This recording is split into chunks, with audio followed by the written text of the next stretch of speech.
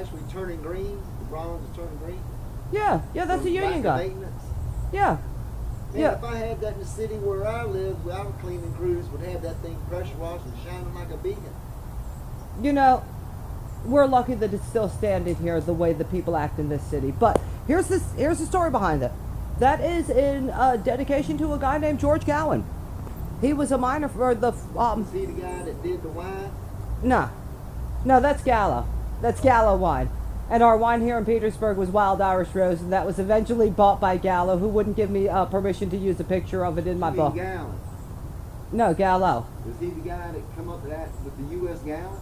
No. Oh, okay. No, this was just a nobody. He was a miner from Pennsylvania. Oh, he helped dig the hole. He did help. You know what? He did help dig. He may not have helped to dig the hole. I'm not sure if he just stood there with the candle. I don't think so. Here's his story. He was a miner for Pennsylvania. In August of 1861, he was appointed the first lieutenant of the 48th Pennsylvania Infantry. Or, excuse me, the first lieutenant of the 48th Pennsylvania Infantry. My tooth is messed up. In 1864, he became a lieutenant colonel. In January of 1865, he was made colonel. So he was stationed over there at Fort Sedgwick, which is where Butterworth Furniture now stands, right there in that parking lot. There was a very significant historical battle that happened there. So, and okay, that's our pie. I'll go get it in a second. So anyway, on April the 1st of 1865, he was talking about going home. And then the next day happened. The next day, the Pennsylvania Infantry decided that they were going to do a storm on Fort Mahone, which was across the street where the elementary school stands. You know, the other statue, the statue.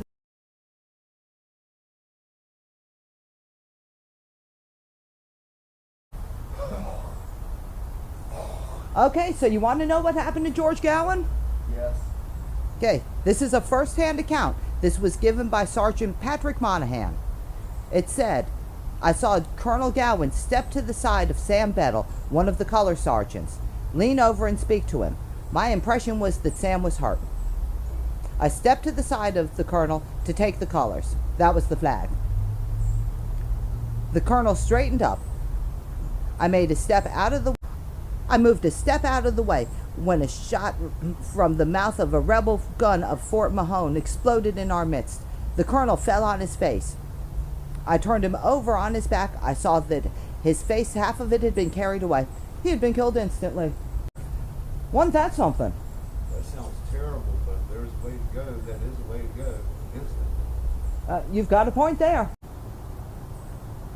Okay, so that battle on April the 2nd of 1865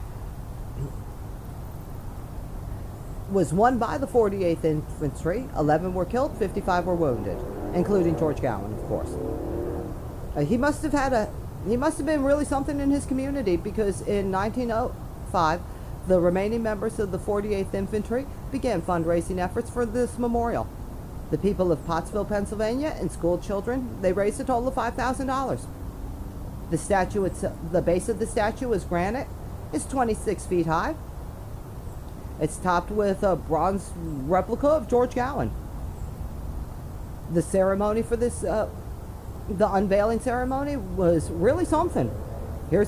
Check out these photos.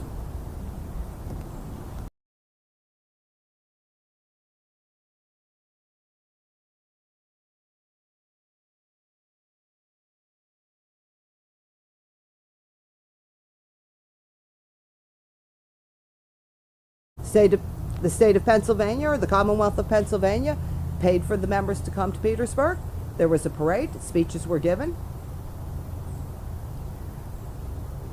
The soldiers who were responsible for the Battle of the Crater and eventual falling of Petersburg were welcomed by General Bolling, who was head of the Confederate veteran camp, A.P. Hill.